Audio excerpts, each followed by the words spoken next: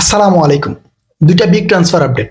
একটা হইতেছে Real Madrid এই সিজন রদ্রিগোকে সেল করতে চাইতেছে, আর আরেকটা হচ্ছে Julian Alvarez to Barcelona. So এই দুইটা বিগ ট্রান্সফার আপডেট নিয়ে আজকে আপনাদের সাথে কথা বলবো। সর্বপ্রথম আমি রদ্রিগোকে নিয়ে কথা বলি। রিয়াল মাদ্রিদে রদ্রিগো ভালো পারফরমেন্স করতেছে, নিজের বেস্ট দিতেছে, বাট তাকে ছাড়ার কথা কেন আসতেছে? রিয়াল মাদ্রিদ কেন তাকে ছাড়তে চাইতেছে? রদ্রিগো রাইট উইঙ্গার না, এটা আমরা সবাই জানি। রদ্রিগোর ন্যাচারাল পজিশন লেফট উইং, সে একজন লেফট উইঙ্গার।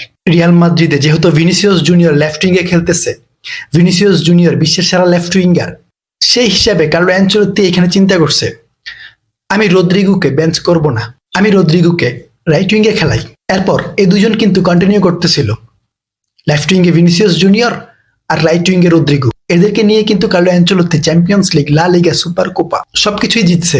বাট গত সিজন এখানে কিলিয়ান এমবাপ্পে জয়েন করছে। কিলিয়ান এমবাপ্পে রিয়াল মাদ্রিদে জয়েন করার পর রিয়াল মাদ্রিদের ফ্রন্ট থ্রিতে কিলিয়ান এমবাপ্পে মেন স্ট্রাইকার হিসেবে, লেফট উইঙ্গে ভিনিসিয়াস জুনিয়র আর রাইট উইঙ্গে এখানে রদ্রিগো কন্টিনিউ করছে।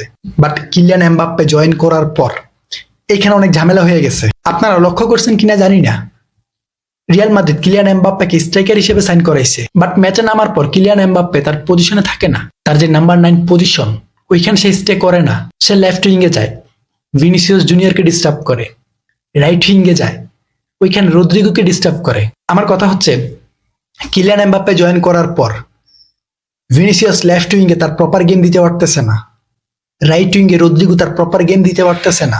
এখানে এই দুইটা পজিশনেই ক্ষতি হইতেছে। বাট কার্লো অ্যানচেলত্তি এতদিন এই পজিশন গুলাতে অ্যাডজাস্ট করে আসতেছিল। কার্লো অ্যানচেলত্তি রদ্রিগোকে লেফট থেকে রাইটে শিফট করছে, এখানে কন্টিনিউ করাচ্ছে। বাট রদ্রিগো রাইট উইঙ্গে কেমন পারফরমেন্স করে ওইটা আমরা দেখতেছি। ইভেন রদ্রিগোর যে ন্যাচারাল পজিশন লেফট উইং, ওইখানে স্টার্ট করাই, ওই পজিশনে খেলালে সে কেমন পারফরমেন্স করে ওইটাও আমরা দেখছি। পারফরমেন্সে অনেক ব্যবধান আসে। লেফট উইঙ্গে রদ্রিগো বেস্ট পারফরমেন্স করে, নিজের সেরাটা দিতে পারে, যেটা রাইট উইঙ্গে পারতেছে না। হ্যাঁ, রাইট উইঙ্গে বেস্ট খেলতেছে, বাট তার যে প্রপার গেম, তার যে কোয়ালিটি, ওইটা দেখাইতে পারে না। আপনি একটা ম্যাচে রদ্রিগোকে রাইট উইং থেকে লেফট উইঙ্গার হিসেবে খেলান, সে বেস্ট পারফরমেন্স করবে। বাট কার্লো অ্যানচেলত্তি এখানে তার পজিশন শিফট করে তাকে রাইট উইঙ্গার হিসেবে খেলাচ্ছে। আর মেন কারণ হচ্ছে আর কোনো পজিশন খালি নাই, যেহেতু এখানে ভিনিসিয়াস জুনিয়র আছে। হ্যাঁ, সে ভালো করতেছে, এমনটা আমরা বার্সেলোনাতে দেখতেছি। রাফিনাকে রাইট উইং থেকে হানসি ফ্লিক এখন লেফট উইঙ্গার হিসেবে খেলাচ্ছে, আর লেফট উইং পজিশনে রাফিনা তার টপলেস পারফরমেন্স দিতেছে। এই যে পজিশন চেঞ্জের ব্যাপারটা, এটা সম্পূর্ণ কোচের উপর ডিপেন্ড করে। কোচ কোন প্লেয়ারকে কোন পজিশনে খেলাবে এটা সে ডিসাইড করে। এমনটাই কিন্তু রদ্রিগোর সাথে হইতেছে। এখন রদ্রিগোকে ছাড়ার যে ব্যাপারটা, এটা হইতেছে দেখেন, এই যে রদ্রিগোকে লেফট উইং থেকে রাইট উইং এ শিফট করছে, এটা কার্লো অ্যানচেলত্তি করছে। কার্লো অ্যানচেলত্তির যে ট্যাকটিক্স, যে গেমিং স্টাইল, যে পরিকল্পনা, ওই পরিকল্পনা হিসেবে রদ্রিগো এখানে সেট। এখন রিয়াল মাদ্রিদ চিন্তা করতেছে কি, ভাই এখন কার্লো অ্যানচেলত্তি থাকতেছে না, কার্লো অ্যানচেলত্তি রিয়াল মাদ্রিদ ছাড়তেছে, এইখানে নতুন কোনো কোচ আসবে। এখন নতুন কোচ আসার পর ওই নতুন কোচ এখানে পরিবর্তন চাইতে পারে। সে বলতে পারে আমার একজন প্রপার রাইট উইঙ্গার প্রয়োজন, লেফট উইঙ্গার দিয়ে হবে না। যার কারণে রিয়াল মাদ্রিদ এখন ভাবতেছে আমরা রদ্রিগোকে সেল করে দিই, তার রিপ্লেসে, তার পজিশনে এইখানে একজন প্রপার রাইট উইঙ্গার সাইন করাই। আমরা যদি এইখানে রদ্রিগোকে সেল করে একজন প্রপার রাইট উইঙ্গার নিয়ে আসি, তাহলে আমাদের অ্যাটাকিং লাইন যেটা থাকবে ওটা সলিড হবে। এখানে ভিনিসিয়াস জুনিয়র লেফট উইঙ্গার, এখানে কিলিয়ান এমবাপ্পে মিনি স্ট্রাইকার, আর একজন প্রপার রাইট উইঙ্গার আসবে। সো আমাদের ফ্রন্ট থ্রি আমরা বলতে পারবো এটা সলিড। এখানে আমি আপনাদেরকে যেটা বুঝাইতে চাইতেছি ওইটা হচ্ছে এই যে পজিশন নিয়ে ঝামেলা, এখানে অনেক কথা হয়। রদ্রিগো লেফট উইঙ্গার, তাকে রাইট উইঙ্গে ইউজ করাইতেছে, তাকে লেফট উইঙ্গে ইউজ করাইলে তার কাছ থেকে বেস্ট পারফরমেন্স নিয়ে আসা যাবে। সো এখানে রিয়াল মাদ্রিদ ভাবতেছে আমরা যেহেতু তাকে লেফট উইঙ্গে খেলাইতে পারতেছি না, আমরা তাকে সেল করে দেই, আমরা একজন প্রপার রাইট উইঙ্গার নিয়ে আসি।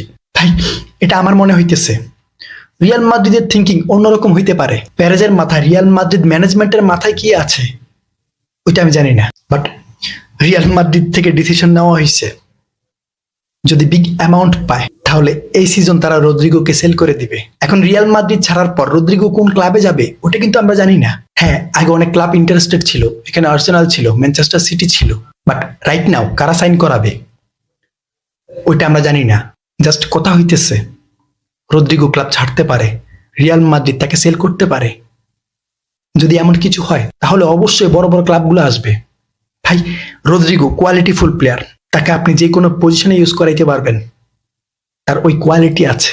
আমরা ওয়েট করি, দেখি রিয়াল মাদ্রিদ কি সিদ্ধান্ত নেয়, আর রদ্রিগোর জন্য কোন ক্লাব ইন্টারেস্টেড হয়, কোন ক্লাব রদ্রিগোকে চায়।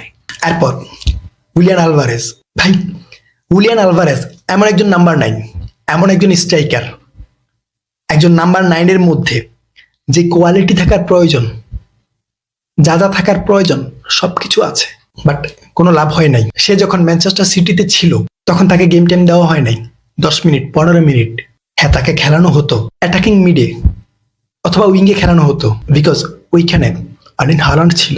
তবে গত ট্রান্সফার উইন্ডোতে ম্যানচেস্টার সিটি সব থেকে বড় একটা ভুল করছে, এরা আলভারেজকে সেল করে দিছে। আর এই সুযোগটা কাজে লাগাইছে Atletico Madrid 70 million euro, 75 million euro কোনো কিছুই দেখে নাই। তাদের প্রয়োজন ছিল হুলিয়ান আলভারেজ, তাদের প্রয়োজন ছিল একজন বেস্ট স্ট্রাইকার, অ্যান্ড তারা ওইটা পাইছে।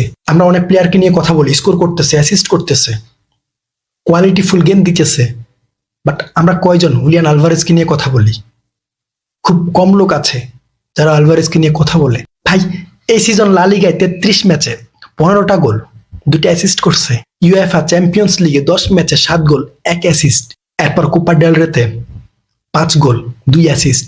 অ্যাথলেটিকো মাদ্রিদের জার্সিতে এই সিজন এখন পর্যন্ত total 32 goal contribution, and every single match এই হুলিয়ান আলভারেজ অনেক ভালো পারফরমেন্স করতেছে, টপ পারফরমেন্স করতেছে। অ্যাথলেটিকো মাদ্রিদের প্রত্যেকটা ম্যাচে এই আলভারেজের কেমন ইম্প্যাক্ট, ওইটা আপনারা ম্যাচ দেখলে বুঝতে পারবেন, আপনারা বুঝতে পারবেন আলভারেজ কোন কোয়ালিটির প্লেয়ার।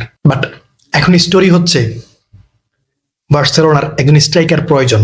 বার্সেলোনা হয়তো লেভানডস্কিকে ছেড়ে দিতে পারে, এখন তার রিপ্লেসে একজন প্রপার স্ট্রাইকার প্রয়োজন। এখন আপনারা এখানে আমাকে ফেরান টরেসকে দেখাইতে পারেন, ভাই ফেরান টরেস আছে, সে ভালো করতেছে, স্কোর করতেছে, বাট ফেরান টরেস লেভানডস্কির রিপ্লেস আই থিঙ্ক হবে না। লেভানডস্কি ওই লেভেলের প্লেয়ার, ওই লেভেলের স্ট্রাইকার, এই লেভানডস্কির রিপ্লেসে ফেরান টরেস এখানে বার্সেলোনার বেস্ট অপশন হইতে পারবে না। হ্যাঁ, ফেরান টরেস এখন যেভাবে খেলতেছে লেভানডস্কির রিপ্লেসে হুলিয়ান আলভারেজ আসলে তার রিপ্লেসে খেলতে পারবে। তবে হ্যাঁ, বার্সেলোনা যদি এই সিজন হুলিয়ান আলভারেজকে সাইন করাইতে পারে তাহলে আগামী 10 সিজন 11 সিজন এই আলভারেজ বার্সেলোনাকে সার্ভিস দিতে পারবে। আলভারেজের যে কোয়ালিটি, যে স্কিল, যে ফুটবল আইকিউ, এটা অন্য লেভেলের।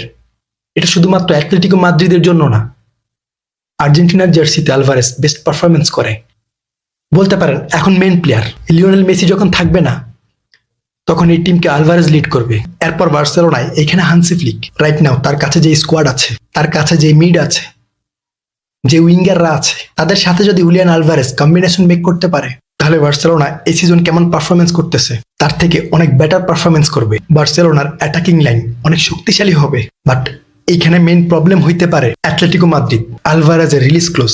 অ্যাথলেটিকো মাদ্রিদের সাথে মেবি তার 6 বছরের চুক্তি, বাট এইখানে main problem release clause 150 million euro. এইখানে আমার মেইন প্রশ্ন হচ্ছে বার্সেলোনা কি 150 মিলিয়ন ইউরো দিয়ে আলভারেজকে নিয়ে আসবে? আলভারেজের জন্য 150 মিলিয়ন ইউরো ইনভেস্ট করতে পারবে? হ্যাঁ পারবে,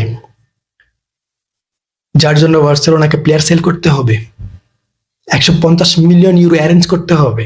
এখন বার্সেলোনা কি করে আমি জানি না, but Laporta interested. Laporta Julian আলভারেজকে সাইন করাতে চাইতেছে, সে ইন্টারেস্টেড, রিপোর্টে এমনটাই বলা হচ্ছে। এরপরও এখানে প্রবলেম আছে, প্রবলেম থেকে যাবে। অ্যাথলেটিকো মাদ্রিদ কি হুলিয়ান আলভারেজকে ছাড়বে? ভাই সে টপ পারফরমেন্স করতেছে। অ্যাথলেটিকো মাদ্রিদ রাইট নাও এমন খেলতেছে, এরা আগামী সিজন লা লিগা জিততে পারে, চ্যাম্পিয়ন্স লিগ জিততে পারে, এরা হোপ করতেছে এখন। ভাই আমাদের ট্রফি প্রয়োজন, ইভেন এরা ওইভাবে খেলতেছে। সো এই ডিলটা সম্পূর্ণ অ্যাথলেটিকো মাদ্রিদের উপর ডিপেন্ড করতেছে আর বার্সেলোনার বাজেটের উপর ডিপেন্ড করতেছে।